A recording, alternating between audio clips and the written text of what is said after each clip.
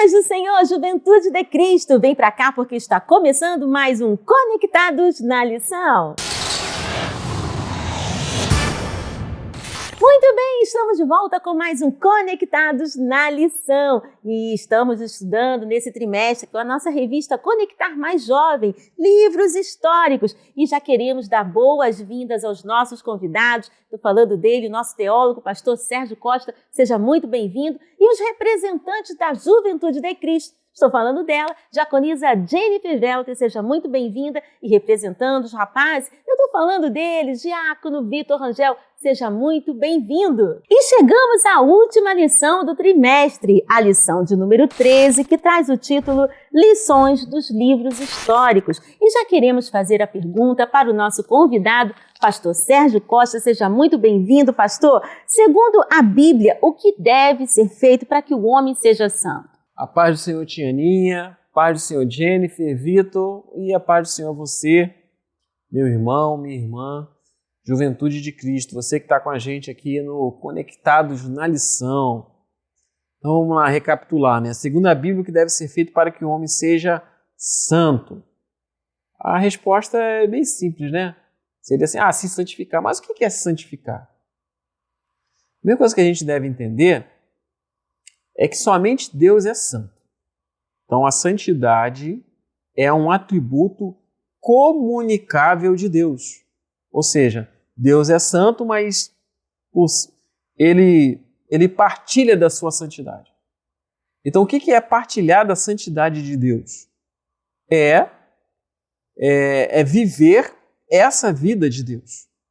Então a santificação, ela parte pelo primeiro pressuposto de nós partilharmos daquilo que Deus tem, que é a santidade, ou seja, Deus compartilha conosco essa santidade. E aí, Deus partilhando conosco essa santidade, nós começamos a ter uma vida de santificação. Por isso que antes de nos santificar, nós devemos ser o quê? Santos. Ser santos é partilhar dessa essência divina, é partilhar da vida de Deus. E aí, quando nós participamos dessa vida, quando nós somos de fato santos, nós começamos a quê? A nos santificar, porque antes nós estamos em Deus. Então não tem como a pessoa se santificar fora de Deus. Não adianta eu criar, às vezes, métodos para me santificar, tipo, se santificar é estar separado, então eu vou para uma ilha deserta, vou me isolar de tudo e de todos, para não pecar. Isso não é santificação.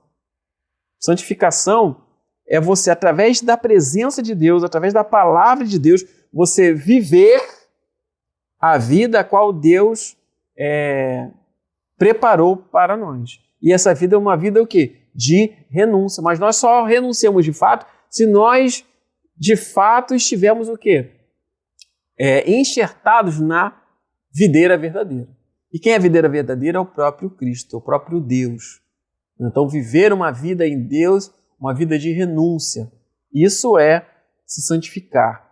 É antes estar em Deus.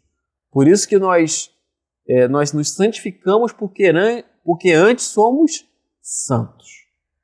Estamos em Deus. Ok, agora pastor, qual a base do relacionamento entre Deus e Israel? Amém, Tianinha, obrigado pela pergunta. Então, qual é a base do nosso relacionamento? Qual é a base do relacionamento, na verdade, entre Deus e Israel? Então, se a gente fazer aquela recapitulação dos eventos, Deus estabeleceu lá com Moisés, lá no Monte Sinai, uma aliança. E essa aliança, ela exigia uma resposta de fidelidade e obediência à lei que Deus estabeleceu para Israel. Então, essa base do relacionamento de Deus com Israel estava na aliança que foi outorgada lá no Monte Sinai. A gente vai ver lá no Êxodo. No Êxodo e os livros ali do Pentateuco. Vai mostrar esse relacionamento de Deus com Israel. Então, a base é a aliança.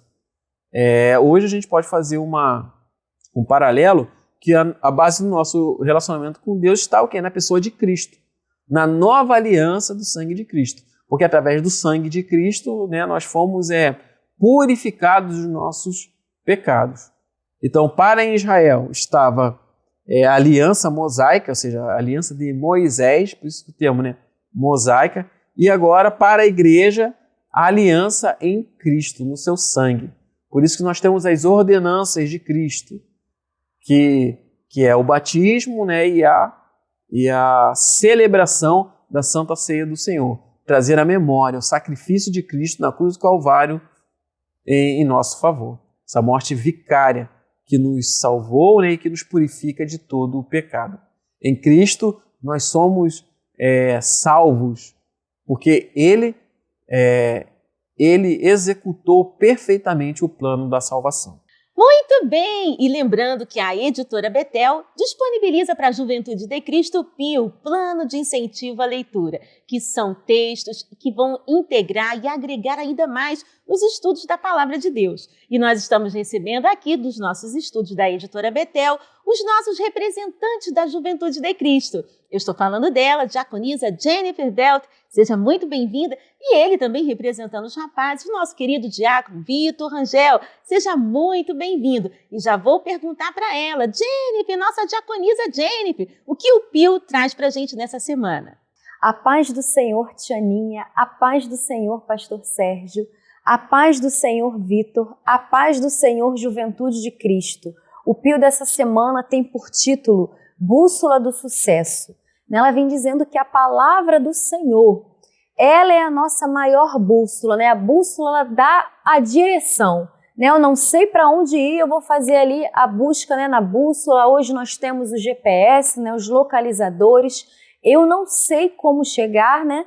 Mas a bússola, ela vai me guiar, e a palavra do Senhor é ela quem é a nossa bússola, é ela que nos mostra como nós devemos agir, como nós devemos fazer. Né? Nenhuma revelação é superior à palavra de Deus. Né? Se alguém vem nos dizer, vem nos entregar alguma revelação que é contrária à palavra de Deus, né, nós já vemos que é uma revelação equivocada, né, porque a palavra de Deus, ela é a nossa maior revelação.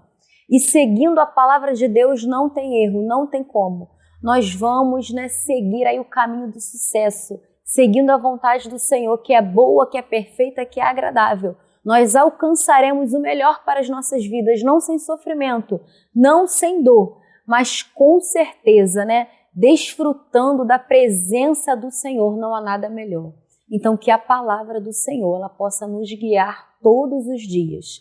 E Pastor Sérgio, a Juventude de Cristo quer saber por que a palavra de Deus é semelhante a uma bússola. Muito obrigado, Jennifer, pela pergunta. Então vamos lá, né? Essa terceira pergunta ela é do PIL, e o PIL ele faz essa comparação da bússola, né? Seja com a palavra de Deus, seja com a orientação que Deus tem para a nossa vida. Né? Então, qual é essa semelhança da bússola? Primeiro, a gente tem que entender para que serve a bússola. A bússola, ela serve para a pessoa que está perdida como uma orientação. A bússola, ela tem nela um ponteiro, uma agulha. Essa agulha ela é imatada, ou seja, ela passou por um processo de magnetismo, e a bússola ela sempre aponta para o norte. Ou seja, ela aponta para o norte magnético da Terra. Então, aonde você estiver, ela vai sempre apontar para o norte. E a bússola serve para que você venha se orientar. Se você deseja ir para algum lugar, a bússola ela vai te direcionar, vai te mostrar onde você está, né? Basicamente ali, né? Qual a sua localização ali, você está de frente para onde? Seja para o norte, sul, leste, oeste. E a partir dela ali, se você tiver uma orientação, a gente tem um termo chamado ali para um ponto específico, chamado de azimute, que é um ponto lançado pela bússola, ela te dá uma orientação para onde você deve ir. E a palavra de Deus ela serve semelhante a uma bússola para a gente. Ela diz qual é a direção que nós devemos seguir. E o fim que nós chegamos é a vida eterna. A Bíblia, ela vai apontar para a vida eterna. Todos aqueles que desejam viver a vida eterna com Cristo devem seguir a palavra de Deus como a sua bússola, como a sua orientação para a vida.